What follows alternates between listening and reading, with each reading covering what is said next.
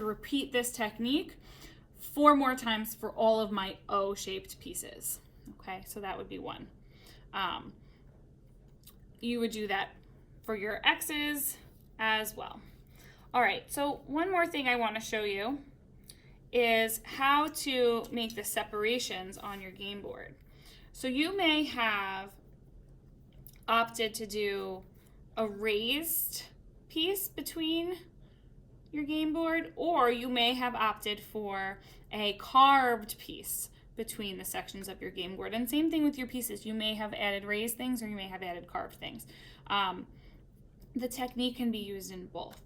So the first thing you'll need to do is you will need to measure and make sure that your sections are going to be correct on your game board. So you should have a 6" by 6" square piece to where you can just mark with a pencil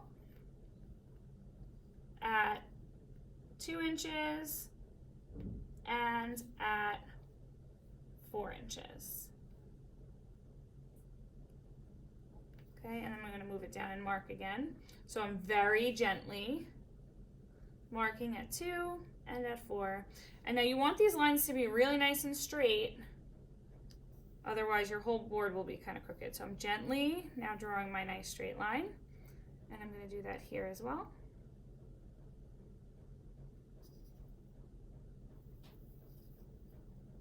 Okay, and you are going to do the same thing going in the other direction. 2 inches and at 4 inches, and again. Rulers are located at the front of the room. 2 inches, 4 inches, and then your ruler again going in this direction.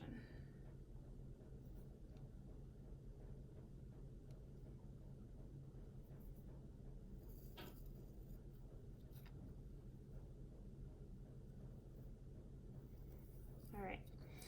I wanted to show you a mistake so that you can see how to fix it. So see how this line is in the wrong place? All you have to do is just kind of take your finger and gently erase it.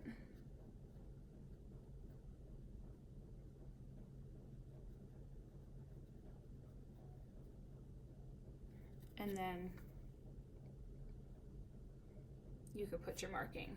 Measure again, put your marking in the right place. Okay, so with that, you should have your spaces for your tic-tac-toe, and now you can decide, what do I want to do? Do I want to add on a coil so that it's raised, okay, and comes up like this, or do I want to carve so that it is indented into the clay? I've already showed you how to do a coil. You would do the same technique, just going across here, and then in each of these spaces. So what I'm going to show you now is how to carve in. You also could put a frame on this with a coil if you wanted to as well, or even a flat slabbed piece. You would just need to make sure you're always slipping and scoring it together. Okay, so I wanted to just show you this tool. This is a good tool for carving. My clay is a little soft for carving, so it's not going to work perfectly, but actually leather hard or slightly firmer clay is better for carving. So this could be one of the, if you are carving into any pieces of clay, it could be one of the last steps that you do when your clay is a little bit firmer. Okay, so this is a loop tool. These are also at the front of the classroom. They do need to be washed and sanitized after you use them, so make sure that you do that. They're clean and new, and they should look clean and new when you return them. Okay, so there's a rounded edge and a squared edge. It just depends on what you want. I'm going to use the triangular side to show you how you would carve out a piece. So I'm just going to very carefully, you have to go slow because you don't want your line to be crooked, but I'm using the corner to carve out a little trench here. Okay, and you can kind of go back in and widen that if you want to and take away a little bit of this edge.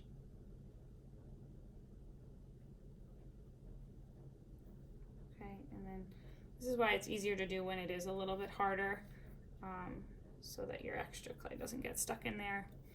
But there you have a carved out section. Okay, So that would be if you wanted there to be an indentation. You wouldn't just take a pencil and carve it out, because then you're just going to get lines that look like that are not all that interesting. If you wanted to just do color variation between your boxes, but not a carving and not a raised area, then you would just gently use your pencil as we just did. And then when you glaze, you would have sections. And this would be very, very barely noticeable. Okay, so this is just a little bit more of a noticeable carved area. And then again, if you wanted to add any pieces on, like say you wanted to put a frame on this, I wanted to take this piece and, you know, maybe cut it a little thinner and add it in as a frame, I would just make sure that I scored it on both sides and then use slip to paint it on.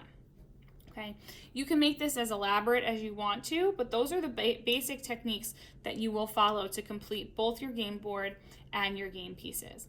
When you're finished, you want all your pieces to be nice and smooth. You don't want there to be any little crumbs or little indentations that you don't want, because you will still see those. So you'll make sure you kind of go over with either your sponge or your fingers with some water and kind of smooth everything out and over.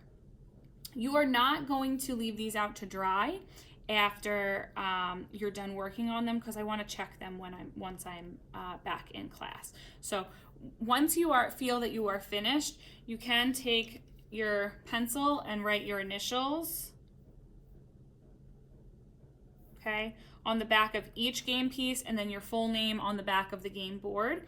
But other than that, you are still going to spray it, wrap it up, and make sure you're checking on it each class period so that it's still staying moist and I can check it over when I get back. All right, that's really it. Any questions? You can send me a reminder, an email, and I will try to make sure I get back to you. Enjoy.